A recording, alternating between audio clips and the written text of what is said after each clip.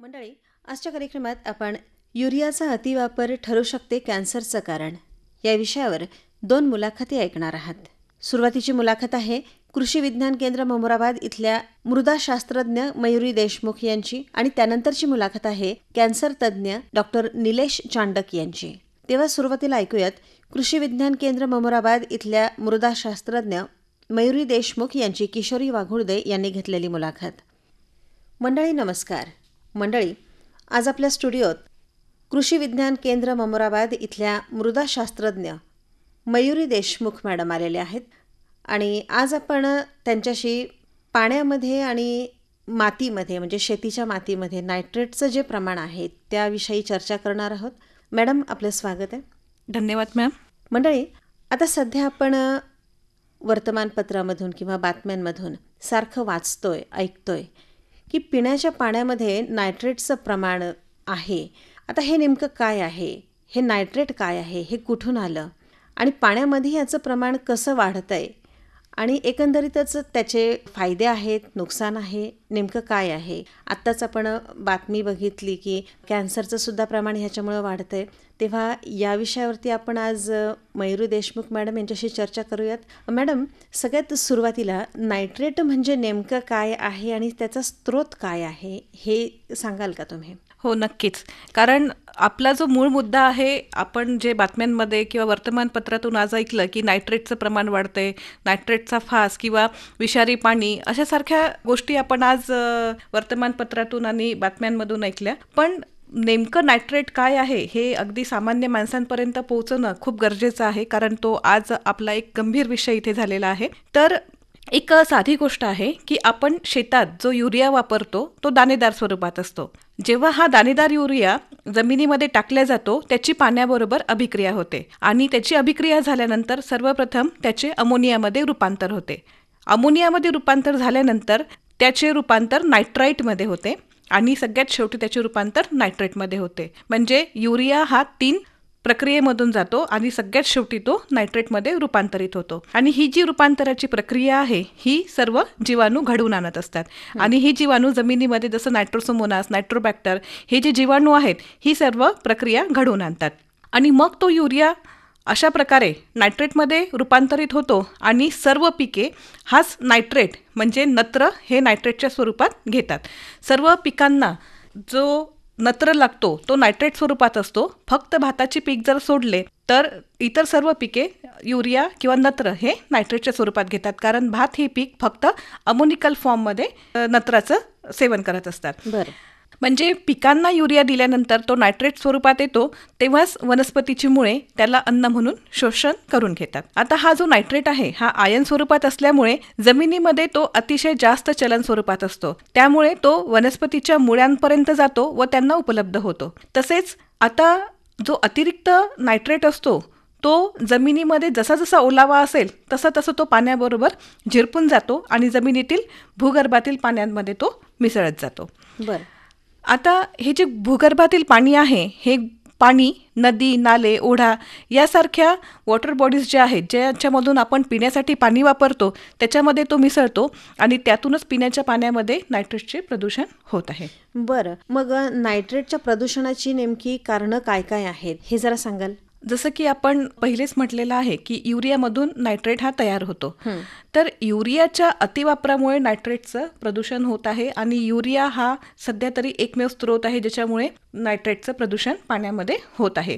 अजूनही इतर कारणे आहेत पण मुख्य जे कारण आहे तर ते युरिया आहे. आपल्या जळगाव जिल्ह्यामध्ये जवळजवळ 171 गावांमधील पाण्याच्या नमुन्यामध्ये नायट्रेटचं प्रमाण मोठ्या प्रमाणात नायट्रेट आढळून आलेलं आहे. का?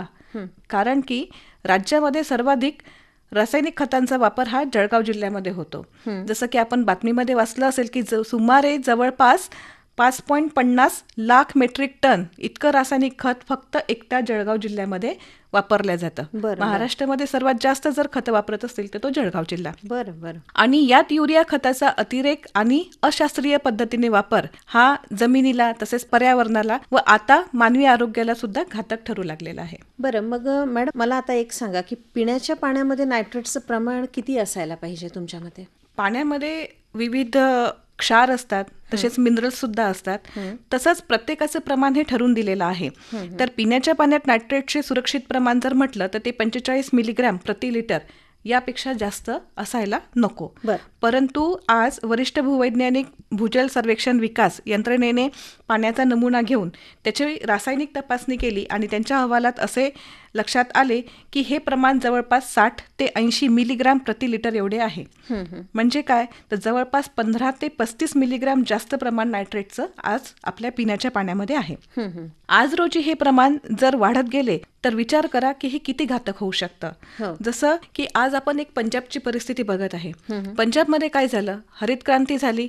पंजाबमध्ये सर्वात जास्त उत्पादन होतं गहू आणि तांदूळाचं. आणि या पिकांना बेसुमार वापर कशाचा केला गेला, तर रासायनिक खतांचा. त्याच्यामध्ये युरियाचा सुद्धा एक खूप मोठा वापर त्या जमिनीमध्ये झाला. आणि आज आपण बघत आहे की पंजाबमध्ये इतकी भयानक परिस्थिती आहे की एक कॅन्सर ट्रेन तिथे सुरू करण्यात आली. कॅन्सरच्या उपचारासाठी तिथून बरेचसे पेशंट येतात आणि प्रत्येक घरामध्ये एक पेशंट, किमान एक किंवा दोन तरी पेशंट हे कॅन्सरचे आहेत. तर एक आपल्याला असं लक्षात आलं असेल की आपल्या भारतामध्ये कुठेतरी जगाच्या पाठीवर कुठेतरी आपल्याला उदाहरण दिसतं आहे की रासायनिक खतांचा अतिरिक्त वापर झाला, त्याच्यामुळे कुठेतरी लोकांना कॅन्सरसारखा आजार जडत आहे. आणि ही अतिशयोक्ती नाही आहे, पण कदाचित ही परिस्थिती जर अशीच राहिली आपल्याकडे रासायनिक खताची, तर हीच परिस्थिती आपल्यावर सुद्धा ओढावेल.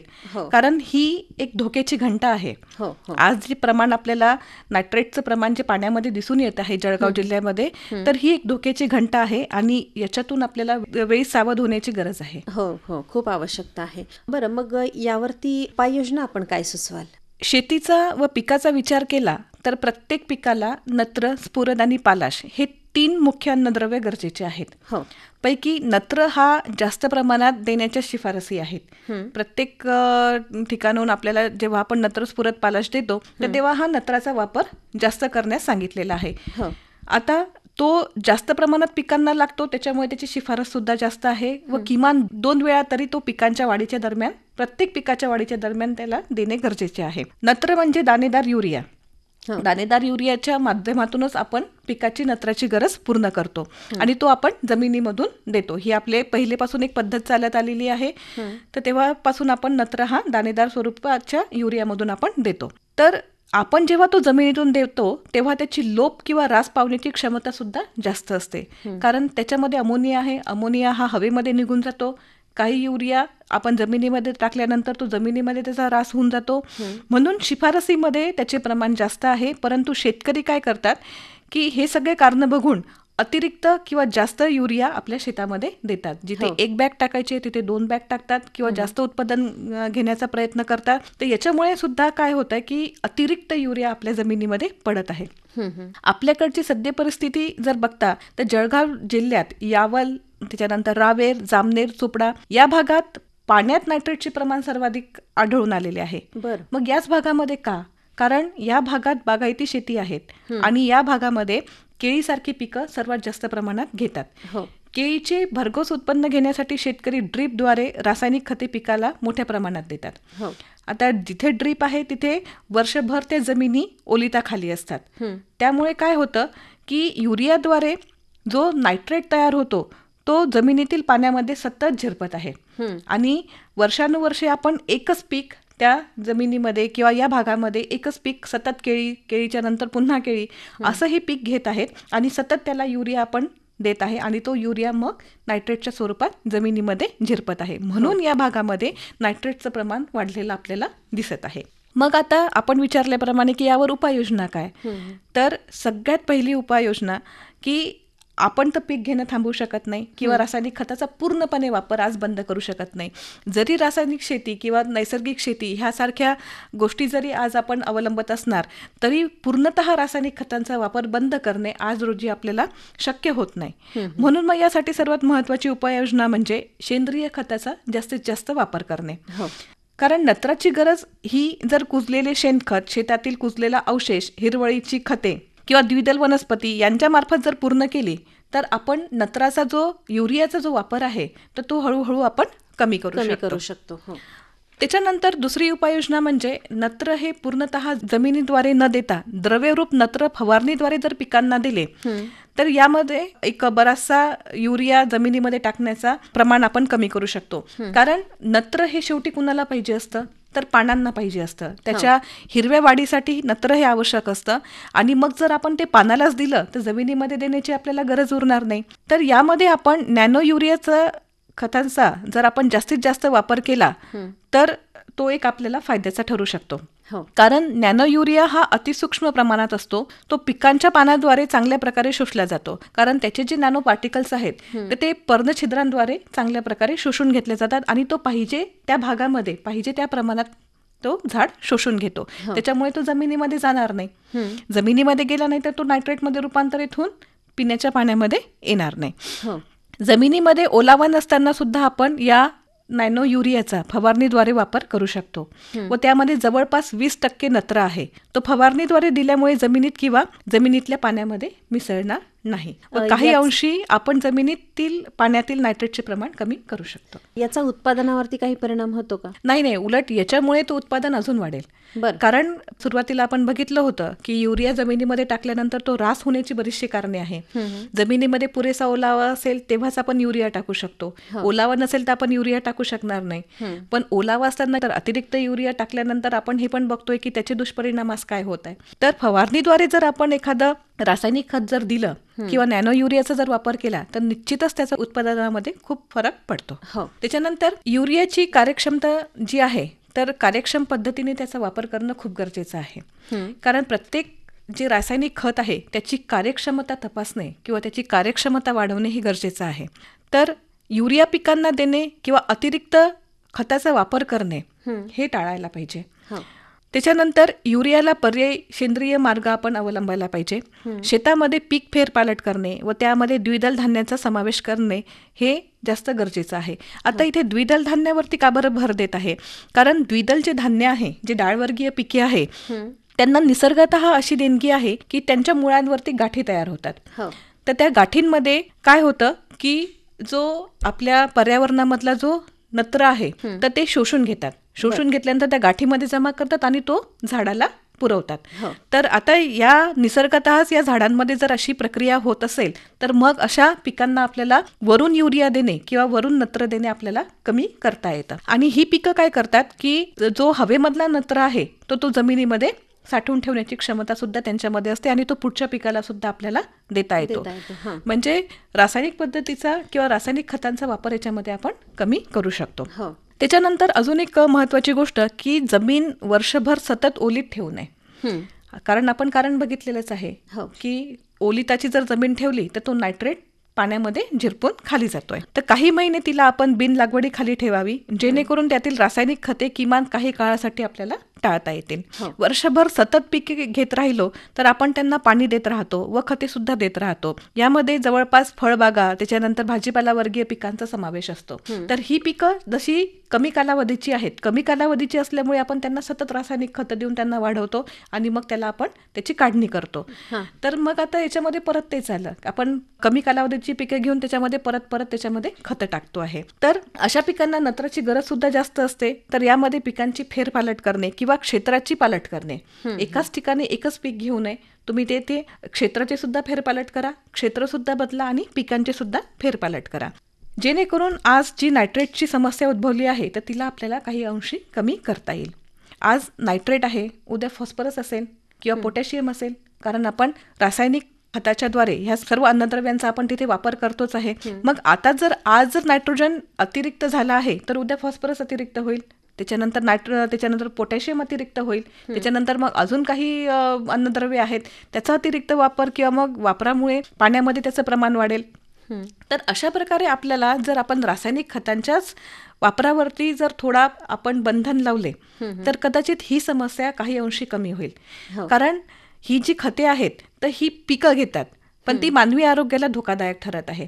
कारण आपण बघितलेलं आहे की बरीचशी अशी तणनाशकं आहेत किंवा कीटकनाशकं आहेत, त्याचे काही अंशी त्याचे जे अंश असतात तर त्या पिकांमध्ये तसेच राहत आहेत. तर त्याच्यामुळे सुद्धा आपल्या आरोग्यावरती परिणाम होतोय. म्हणजे एक जर बघितलं तर जे अन्नधान्य आणि पाणी आपण जगण्यासाठी वापरत आहे, जिवंत राहण्यासाठी वापरत आहे, तर तेच आज आपल्या गळ्याचा फास बनून राहिलं. आणि कशामुळे? तर फक्त केवळ रासायनिक खतांच्या वापरामुळे. तर अशा प्रकारे काही अंशी आपल्याला सेंद्रिय शेतीचा वापर करणे किंवा मग नैसर्गिक निविष्ठांचा वापर करणे गरजेचं ठरत आहे आणि रासायनिक खतांना कुठेतरी बंधनं घालणे हे गरजेचं आहे. आणि अजून एक सरतेशेवटी असं सांगायचं आहे की माती परीक्षण करणे खूप गरजेचं आहे. याच्याबद्दल बऱ्याचशा याच्यामध्ये आपण बोलतो, पण माती परीक्षण आज सर्व शेतकरी करत नाही, फक्त खतांचा वापर करत आहेत. तर माती परीक्षणाच्या अहवालानुसार जर आपण पाहिजे तेवढीच खते जर पिकांना टाकली तर काही प्रमाणात आपण अतिरिक्त खतांचा वापर सुद्धा टाळू शकतो. नक्कीच. म्हणजे तुम्हाला असंच म्हणायचं आहे ना की रासायनिक खतांचा वापर कमी करून पुन्हा आपलं जे पूर्वापार चालत आलेले सेंद्रिय खतं आहेत, सेंद्रिय फवारणी आहे, त्याचा वापर आपण वाढवावा. बरोबर बरोबर, अगदी योग्य. जेणेकरून म्हणजे आपण काय करतो की शेती पिकवतो आहोत ते पोट भरण्यासाठी, बरोबर. पण या शेती जास्त पिकवण्याच्या मागे लागून आपण आपल्या शरीराचं नुकसान कुठंतरी करतोय, बरोबर, याकडं बरोबर. बघणं खूप गरजेचं आहे. नक्कीच. नक्कीच. खूप खूप धन्यवाद मॅडम, आज आपण इथं आलात आणि या खूप महत्त्वाच्या विषयावरती आमच्या शेतकरी बांधवांना आपण छान मार्गदर्शन केलं. समस्त शेतकरी बांधवांच्या वतीनं आणि आकाशवाणी परिवाराच्या वतीनं आपले खूप खूप धन्यवाद. धन्यवाद मॅम. आताच आपण कृषी विज्ञान केंद्र ममराबाद इथल्या मृदा शास्त्रज्ञ मयुरी देशमुख यांची किशोरी वाघोळदे यांनी घेतलेली मुलाखत ऐकलीत. कार्यक्रमात आता कॅन्सर तज्ज्ञ डॉक्टर निलेश चांडक यांची किशोरी वाघोळदे यांनी घेतलेली मुलाखत ऐकणार आहात. मंडळी नमस्कार. मंडळी, कॅन्सर अर्थात कर्करोग हा शब्द जरी ऐकला ना तरीसुद्धा आपल्या सगळ्यांनाच धडकी भरते. अनेकांना हा आपल्या नियंत्रणापलीकडचा आजार वाटतो. मात्र सर्वसामान्यांपासून तर सेलिब्रिटींपर्यंत असे अनेक केसेस आहेत ज्यामध्ये रुग्णांनी कॅन्सरवर यशस्वीरित्या मात केली आहे. याच आजाराविषयी आपण आज जाणून घेऊयात. आज आपल्या स्टुडिओत कॅन्सर तज्ज्ञ डॉक्टर निलेश चांडक सर आलेले आहेत. सर, आपलं स्वागत आहे आकाशवाणीच्या स्टुडिओमध्ये. Thank you so much. श्रोते हो, कर्करोग उपचारांमध्ये चांडक कॅन्सर हॉस्पिटलचे डॉक्टर निलेश चांडक यांनी कर्करोगाच्या उपचारामध्ये उल्लेखनीय योगदान दिलेलं आहे. कठीणातल्या कठीण सर्जरीसुद्धा त्यांनी केलेल्या आहेत. सामाजिक जाणीव नजरेसमोर ठेवून त्यांनी शेकडो गरीब रुग्णांवरती उपचार करून त्यांना जीवनदानसुद्धा दिलेलं आहे. त्यांच्या या कार्यामुळं त्यांना अनेक पुरस्कारांनीसुद्धा गौरवण्यात आलेलं आहे. तेव्हा आज या ठिकाणी सर आलेले आहेत, त्यांच्याशी आपण चर्चा करणार आहोत. सर, शेतामध्ये वापरण्यात येणाऱ्या युरियामधून नायट्रेट पाण्यामध्ये मिसळतं आणि त्यामुळं कर्करोग होण्याचं प्रमाण वाढतं आहे. तेव्हा सगळ्यात आधी या मुलाखतीच्या सुरुवातीला मला हे सांगा की अन्न, पाणी, दूध, फळं ह्या सगळ्यांचा वापर आपण दैनंदिन जीवनामध्ये करत असतो. असा कुठला घटक आपण सांगाल की जो कॅन्सरसाठी कारणीभूत आहे? आता तुम्ही ही सगळं सांगितलं, जसं हवा, पाणी, अन्न, फळ. आता आजच्या तारखेला असं इवन दूध, हे सगळे याच्यामध्ये बऱ्याचदा कॅन्सरला कारणीभूत अशी घटकसुद्धा आहे. म्हणजे असं सकस असं काही आजच्या तारखेला राहिलेलं नाही. आपण सगळे केमिकल्स, आपल्या अवतीभोवती सगळे केमिकल्स आहेत. आणि बऱ्याचदा असं वाटतं की याच्यातनं सुटका अशक्य आहे. आणि त्यातल्या त्यात आता सध्या तरी जे हॉट टॉपिक आहे की पाणीसुद्धा, म्हणजे आता एखादी बोरवेल असेल आणि त्याच्यातनं जर पाण्याचं आपण वापर करतोय तर पण ते पाणीसुद्धा जर नायट्रेटचं प्रमाण त्याला जी मिनिमम रिक्वायर्ड अमाऊंट आहे त्याच्यापेक्षा जर प्रमाण जास्त असेल, असं दिलेलं आहे की 30 to 40 नॅनोग्रॅमपर्यंत एका लिटरमध्ये जर असेल तिथपर्यंत ठीक आहे, हरकत नाही. पण त्याच्यापेक्षा जर का जास्त प्रमाण असेल तर आजच्या तारखेला ती धोक्याची घंटा आहे. म्हणजे ते कॅन्सर, आतड्यांच्या कॅन्सरला सुद्धा एक कारणीभूत घटक हा नायट्रेट असू शकतो. म्हणजे हा युरियाच्या माध्यमातून पाण्यामधून जे शोषलं जात नाही मुळांकडून, तर ते हे पाण्यामधून, ह्या पाण्याच्या जे रिझर्वायर्स असतात त्या ओढ्यामध्ये, नाल्यामधून मग हे खाली झिरपतं आणि हे नायट्रेट मग हळूहळू आपल्या पाण्यामध्ये, आपण जे पितो पाणी, त्या पाण्यामधून आपल्या शरीरात जातं. आणि ह्या नायट्रेटमुळे आतड्यांच्या कॅन्सर, इव्हन प्रेग्नंट लेडीजमध्ये किंवा लहान मुलांमध्ये ह्याचं सेवन जास्त झाल्यामुळे ऑक्सिजनचं प्रमाणसुद्धा कमी होऊन त्यांचे एक वेगळे काही प्रॉब्लेम्स असतात, तर ते सुद्धा लक्षात आलेले आहेत. अच्छा सर, हा कर्करोग आपल्या शरीरामध्ये कशा पद्धतीनं विकसित होतो? कर्करोग म्हणजे कसं असतं की आपली बॉडीच्या ज्या पेशी असतात ह्या आपल्या शरीराच्या पेशी असतात आणि त्या एकाच्या दोन जेव्हा होतात, जुनी पेशी नष्ट होते आणि नवीन पेशी तयार होत राहते.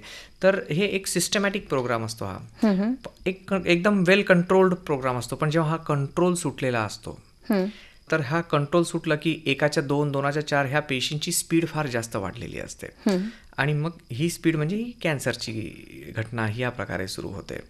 तर ह्या कॅन्सरला कारणीभूत म्हणजे हे जे काही केमिकल्स असतात, हे केमिकल्स आपल्या बॉडीवरती अशा ठिकाणी अटॅक करतात की जिथं हा कंट्रोल जो सेल डिव्हिजनचा आहे, एकाच्या 2 पेशी होण्याचं, ह्या ठिकाणी हे नियंत्रण तोडण्याचं काम करत असतात आणि हे नियंत्रण सुटलं म्हणजे हे कॅन्सर तिथून सुरुवात होते.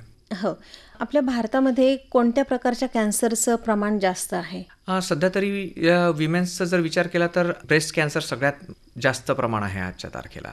त्याच्या खालोखाल गर्भमुखाचा कॅन्सर आहे आणि पुरुषांमध्ये जर बघितलं तर तंबाखूमुळे होणारे कॅन्सर सध्याच्या तारखेला कॉमन आहेत. पण आता त्याच्या खालोखाल आतड्यांचा कॅन्सर पुरुष असो की महिला असो त्याच्यामध्ये अतिशय कॉमन होत चाललेला आहे आणि तेही 20च्या किंवा 30च्या आत हा कॅन्सर होतोय. अगदी तरुण वयात हा कॅन्सर होतोय, आतड्यांचा कॅन्सर. मग त्याला कारण काय आहे नेमकं? तर हे सगळे केमिकल्स आहेत. हो. मग सर, आपण आताच उल्लेख केलात की आतड्यांचा कॅन्सर 20-30च्या मुलांना होतोय, तेव्हा तरुण पिढीला आपण काय यासाठी सूचना द्याल?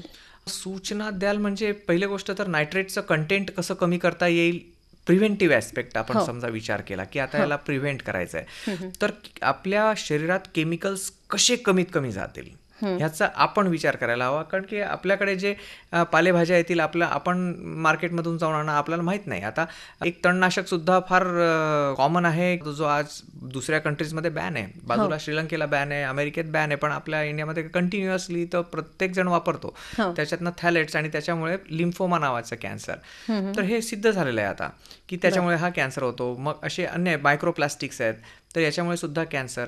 मग आपल्याला ह्या सगळ्या केमिकल्सचं जर प्रमाण कमी करायचं विचार करायचा तर सगळ्यात पहिल्यांदा नायट्रेटचं कमी करायचं, तर नॅनो युरिया किंवा नॅनो DEPचा वापर अतिशय चांगल्या प्रकारे व्हायला पाहिजे. म्हणजे गव्हर्नमेंटने ते प्रमोट करायला पाहिजे, त्याच्यावरती जास्त सबसिडी द्यायला पाहिजे. म्हणजे जर का नॅनो फॉर्ममध्ये आलं तर अल्टिमेटली जे पाणी आहे, वॉटर बॉडीज आहे, त्याच्यातलं नायट्रेटचं प्रमाण आपल्याप कमी होऊन जाईल आणि आपण ह्या आतड्यांच्या कॅन्सरचं प्रमाण कुठेतरी त्याला पण जर का कॅन्सर झालाच तर त्याची काही लक्षणं असतील तर ती लक्षणं मला आजच्या युवा पिढीला सांगायचं म्हणजे, जर तुमच्या आतड्यांच्या सवयी बदलत आहेत, कॉन्स्टिपेशनचं प्रमाण फार जास्त वाढतंय, महिनाभर झाला पोटात दुखतंय सतत कुठेतरी, पोटात गॅसेस होत आहेत किंवा विष्ठेमधून रक्त जात आहे, हिमोग्लोबिन कमी होत आहे किंवा बरेच जण काय होतं की मूळव्याध झाला, जेव्हा गुदद्वाराच्या ठिकाणी कंटिन्युअसली दुखत असतं आणि पोट साफ होण्यासाठी वारंवार त्याला टॉयलेटमध्ये जाण्याची इच्छा होत असते, केवळ इच्छा, आणि जास्त काही होत नाही. तर ही जी प्रकारची लक्षणं आहेत, तर मला असं वाटतं की एखाद्या वेळेस गॅस्ट्रोएंटरोलॉजिस्टकडे जाऊन ॲटलिस्ट एंडोस्कोपीची तपासणी म्हणजे आतड्यांची तपासणी दुर्बिणीद्वारे जरी केली तर त्याच्यामध्ये ॲटलिस्ट कुठेतरी सुरुवात झाल्याचं आपल्याला लक्षात येऊ शकतं की एखादी आतडीमध्ये अशी काही गाठ उत्पन्न झालेली आहे का. तर ह्या लक्षणं जर असतील ह्या प्रकारचे तर तुम्ही सोनोग्राफी करून फायदा नाही, तुम्हाला एंडोस्कोपी म्हणजे दुर्बिणीची तपासणी करणं गरजेचं आहे. हो, हे तर झालं. आणि सर, आपण जे अन्न ग्रहण करतो तर अन्नामध्ये जे कीटकनाशकांचे अवशेष असतात आणि प्रक्रिया केलेलं जे अन्न असतं, तर हे कर्करोगाच्या जोखमीसाठी किती प्रमाणात जबाबदार आहे, आपण काय सांगाल? एक्झॅक्ट काय आहे की 1 to 1 रिॲक्शन आपल्याला एवढं माहीत पडत नाही की याच्यामुळे कॅन्सर, जसं टोबॅको आपल्याला माहिती आहे की टोबॅकोमुळे कॅन्सर झालेला आहे.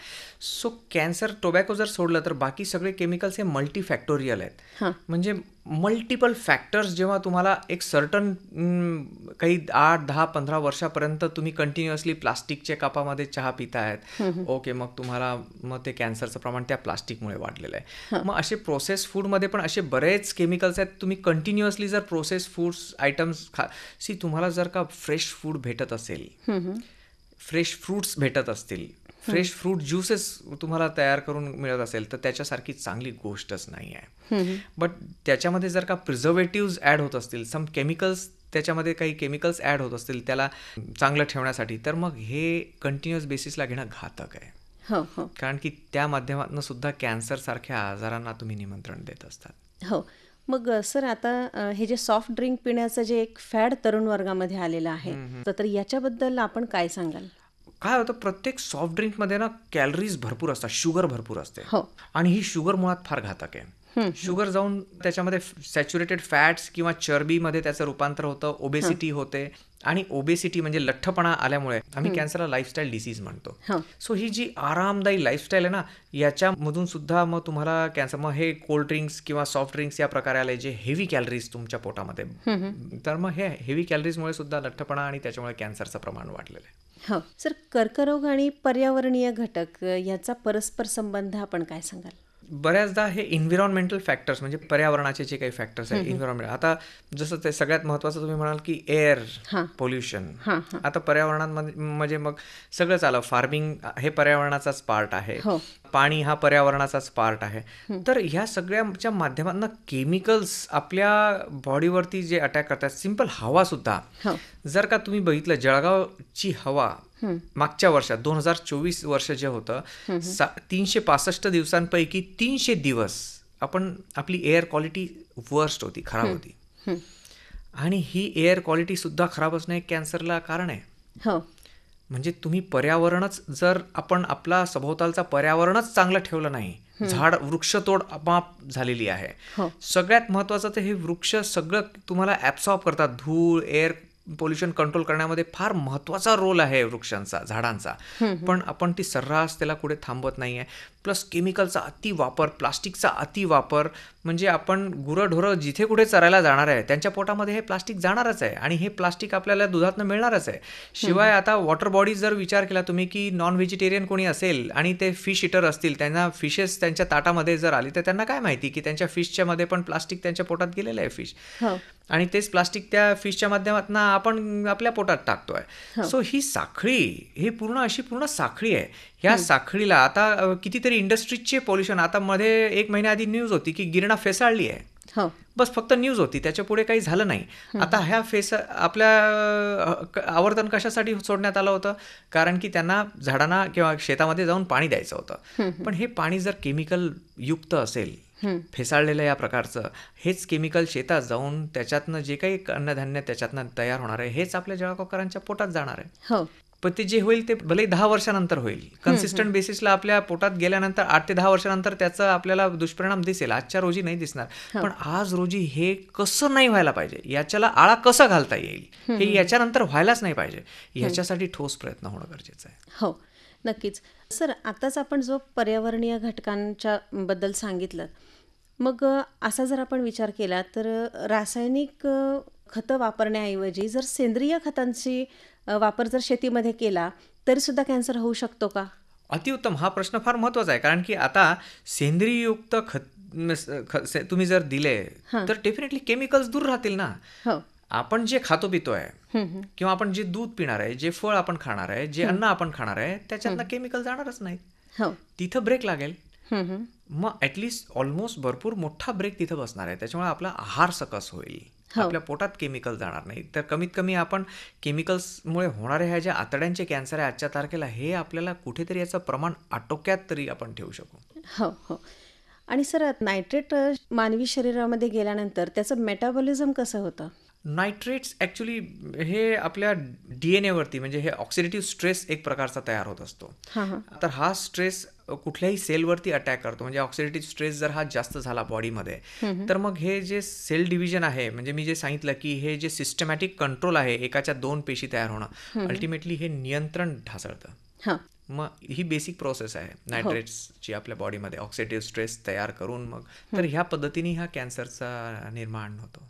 बरं. आणि या नायट्रेटमुळे कोणत्या प्रकारच्या कर्करोगाचा जास्त धोका आहे? महत्वाचं म्हणून आतड्यांचे कॅन्सर याच्यामुळे वाढलेले आहेत असं सांगितलं लिटरेचरमध्ये. बाकीचे जे कॅन्सर आहेत ना, त्याचं प्लस मायनस दिलेलं आहे, पण ह्याच्यानी तर ठोस होऊ शकतो असं दिलेलं आहे, रिसर्चने सांगितलंय. आणि ग्रामीण भागाचा जर आपण विचार केला तर विहिरी आणि भूगर्भामध्ये जे पाणी आहे त्याच्यामध्ये नायट्रेटचं प्रमाण किती असतं आणि त्याचा आरोग्यावरती काय परिणाम होतो, याबद्दल काही सांगाल? आता एक साधारणतः असं दिलेलं आहे की 1 लिटर पाण्यामध्ये 30 ते 40 नॅनोग्रॅमपेक्षा त्याचं मात्रा जर जास्त असेल, जी की आजच्या तारखेला 70 ते 80 पर्यंत आढळली आहे बोरवेल्समध्ये, विहिरीमध्ये, जे रावेर, यावल, चोपडा या बेल्टमध्ये आहे, जामनेर या बेल्टमध्ये आहे. म्हणजे ही धोक्याची पातळी ओलांडलेली आहे.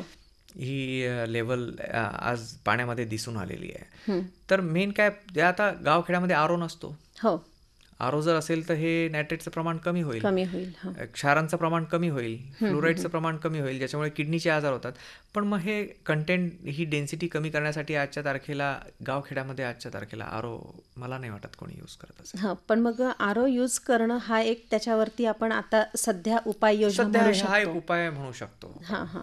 मग आरोचा वापर करताना असंही आपल्याला पाहायला मिळतं की त्या आरोचं पाणी फक्त पिण्यासाठीच वापरायचं आहे. स्वयंपाकासाठी आपण साधंच पाणी वापरणार म्हणजे पुन्हा मग ती साखळी नाही, मग ते आपण चुकीचं ब्रेक आहे. करू शकत नाही. नाही, ती साखळी ब्रेक नाही होणार ना. मग आपल्याला ते आपण आरो करून घेतलं हे पाणी सगळीकडे जिथे कुठे वापरायचं आहे, आपल्या जे काही गोष्ट पोटात जाणार आहे हां, त्याच्यासाठी आपण जर का मग मी तर सांगेल की आपल्या दूध जर आपल्याला चांगलं पाहिजे तर आपल्या गाई म्हशींना सुद्धा तुम्हाला सकस आहार द्यावा लागेल. त्यांचं कॅटल फूड सुद्धा, पशुखाद्य सुद्धा एक उच्च प्रतीचं असायला पाहिजे. कारण की आता गाई म्हशी कुरणात जाऊच शकत नाही, पूर्ण राहिलेलीच नाही आहे. हो, हो. त्याच्यामुळे त्यांना रानगावात त्याच्या पोटात जाण्यापेक्षा काहीतरी चांगलं पशुखाद्य आपल्याला त्यांना द्यावं लागेल. हो. प्लास्टिक विरहित, केमिकल विरहित त्यांना खाद्य द्यावं लागेल, तर आपल्याला दूध चांगलं मिळेल. हो. आणि आपले शेतकरी बांधव जे आहेत आणि इतरही आपलं जे नागरिक आहेत, तर यांनी स्वतःच्या आरोग्यासाठी कोणत्या खबरदारीच्या उपाययोजना कराव्यात? एक कॅन्सर तज्ज्ञ म्हणून आपण काय सांगाल? मी तुम्हाला सांगितलं हा लाईफस्टाईल डिसीज आहे. आणि तुम्ही सर सांगतायत की गावखेड्याच्या शेतकऱ्यांपर्यंत तुमचं, तर आजच्या तारखेला मला वाटतं जे मशागत करतायत, जे शेतकरी शेतात थोडंफार तरी काम करतायत, हां, थोडं हां. तरी त्यांची शरीरयष्टी ही सडपातळ असते. हो, आणि ही सडपातळ शरीरयष्टी टिकवणं हे फार महत्वाचं आहे. लठ्ठपणा बिनसला नाही पाहिजे आपल्या. वजन म्हणजे पोटावरती चरबी नको थोडक्यामध्ये. तर कितीतरी आजारांपासून तुम्ही दूर राहतात. म्हणजे तुम्ही हृदयविकारापासून दूर राहतात, तुम्हाला ब्लड प्रेशर होत नाही, तुम्हाला कॉन्स्टिपेशनचा त्रास होत नाही, कॅन्सरचा त्रास होत नाही. म्हणजे तुम्ही डॉक्टरांपासून दूरच राहतात अशा हो, वेळेस. हो. तर तुम्ही तुमची लाईफस्टाईल जी आहे ती थोडंसं, तुम्ही जर एखाद्या वेळेस तुम्ही मशागत करत नसाल, ओके फाईन, पण तुम्ही ॲटलिस्ट व्यायाम तरी करा. हो. दररोज एक अर्धा पाऊण तास घाम गाळून व्यायाम करा. पोटांच्या स्नायूंची हालचाल व्हायला पाहिजे, आपल्या हातापायांच्या स्नायूंची हालचाल व्हायला पाहिजे. स्नायू जर स्ट्रॉंग झाले तर तिथे चरबी साठत नाही थोडक्यात. हो, त्याच्यामुळे काहीतरी व्यायाम डेली बेसिसला असणं हे प्रत्येकासाठी गरजेचं आहे. प्रत्येक वयाला, म्हणजे आपण 70-80 कोणी जर गाठलं तरी त्याला आजच्या तारखेला त्याला सुद्धा व्यायाम गरजेचा आहे. त्याला जर का सुदृढ मरण चांगलं राहायला, मरण चांगलं अपेक्षित असेल तर ॲटलिस्ट त्यांनी व्यायाम शेवटपर्यंत करायला पाहिजे. त्याच्या कॅपॅसिटीमध्ये जे काही तो करू शकतो ते करणं गरजेचं आहे. आणि आहार तर सकस मी तुम्हाला आता सांगितलं की किती चांगलं असायला पाहिजे. हां. सर, आता मला एक जाता जाता असा एक प्रश्न विचारायचा आहे की कॅन्सरचे प्रकार खूप आहेत, पण सुरुवातीच्याच लेव्हलला आपल्याला कॅन्सरची लक्षणं कशी ओळखावीत आपण? म्हणजे आपल्याला या आजारामुळे होऊ शकतो हे रुग्णांना कसं कळतं? बऱ्याचदा चुकामुक होते. समजा खोकला आला तर आपण टीबी म्हणतो बऱ्याचदा. हो. गळ्यामध्ये गाठ आली तर टीबीची गाठ असेल. नाही, कधी कधी ही लिम्फोमाची असू शकते, कधी कॅन्सरची असू शकते. प्रत्येकाला असं वाटतं की मला रक्तमिश्रित विष्ठा जाते आहे, मी आत्ताच सांगितलं. हो, हो. तर प्रत्येकाला पाईल्स झालेला आहे, मूळव्याध झालेला आहे. नाही, पण ते तिथल्या कॅन्सर पण असू शकतो. हो. पाठदुखी आहे, ही पाठदुखी मला कंटिन्युअसली, मी गावखेड्यात दणके असतात, खड्डे असतात रस्त्यांवरती, त्याच्यावरून चालतोय म्हणून मला पाठदुखी नाही. एखाद्या वेळेस ती पाठदुखी मल्टिपल मायलोमा किंवा प्रोस्टेटचा कॅन्सर तिथे गेल्यामुळे सुद्धा असू शकते. हो. तर तुम्हाला जर का सतत या ठिकाणचं दुखत असेल तर त्याचा स्कॅन तरी करायला पाहिजे, सिटी स्कॅन व्हायला पाहिजे. खोकला असेल, छातीचा फुफ्फुसाचा सिटी स्कॅन व्हायला पाहिजे. किंवा गळ्यात गाठ आहे, तुमच्या टीबीच्या ट्रीटमेंटनी ती बरी होत नाही तर त्याचं बायोप्सी करून सॅम्पल चेक करणं गरजेचं आहे. तुमचा खोकला टीबीनी बरं होत नसेल औषधांनी तर तुम्ही तो कॅन्सर आहे की नाही कुठेतरी डोक्यात ठेवून सिटी स्कॅन तरी करायला पाहिजे. आजच्या तारखेला सिटी स्कॅन अगदी 4,000 ते 5,000 रुपयात आणि प्रत्येक तालुक्याच्या ठिकाणी झालेला आहे. तर ह्या सगळ्या भरपूर कॅन्सर, वेगवेगळ्या ठिकाणचे कॅन्सर जसे आहेत त्यांची लक्षणं तशी तशी वेगवेगळी आहेत. आपल्या हातात हेच आहेत की त्याचं आकलन योग्य पद्धतीने आपल्याला करायला पाहिजे आजच्या तारखेला, आणि त्याची योग्य टेस्ट करणं गरजेचं आहे. हो, हो. सर, जाता जाता कॅन्सरच्या प्रतिबंधासाठी आपण कोणते संदेश नागरिकांना देऊ इच्छिता? हेल्दी लाईफस्टाईल आणि त्याच्यामध्ये भरपूर व्यायाम करा, सकस आहार घ्या, आणि एक चांगली झोप सुद्धा महत्त्वाची आहे. हो. तुम्हाला एक 7 तासाची झोप, कमीत कमी 7 तासाची झोप, तुम्ही किती स्ट्रेस घेतलं आणि 7 तासाची जर झोप व्यवस्थित झाली ना तर तुम्ही नेक्स्ट डे फ्रेश असेल आणि ती तुम्हाला कॅन्सरपासून सुद्धा दूर ठेवेल. हो. तर इतरही भरपूर, आणि काही त्रास असेल, बॉडीला काही त्रास झाला, 7 दिवस झाले, 10 दिवस झाले, डॉक्टरांकडे जा आणि त्याची योग्य तपासणी करून घ्या वेळेवरती. म्हणजे कॅन्सरला आलं तरी आपण अर्ली स्टेपमध्ये डिटेक्ट करू शकू, ज्याच्यामध्ये 100% लाईफ आहे. हां, नक्कीच. सर, खूप खूप धन्यवाद. आज आपण इथं आलात आणि समस्त शेतकरी बांधवांना हे खूप छान कॅन्सरविषयीचं मार्गदर्शन केलं. शेतकरी बांधवांच्या वतीनं आणि आकाशवाणी परिवाराच्या वतीनं मी पुन्हा एकदा तुमचे धन्यवाद मानते. Thank you so much. Thank you madam. आताच आपण कॅन्सर तज्ज्ञ डॉक्टर निलेश चांडक यांची किशोरी वाघुळदे यांनी घेतलेली मुलाखत ऐकलीत. आजच्या कार्यक्रमात मृदाशास्त्रज्ञ मयुरी देशमुख आणि कॅन्सर तज्ज्ञ डॉक्टर निलेश चांडक यांच्या मुलाखती आपण ऐकल्यात आणि या मुलाखतीचा विषय होता युरियाचा अतिवापर ठरू शकते कॅन्सरचं कारण. या दोन्ही मुलाखती घेतल्या होत्या किशोरी वाघुळदे यांनी. मंडळी, आजच्या कार्यक्रमात आपण युरियाचा अतिवापर ठरू शकते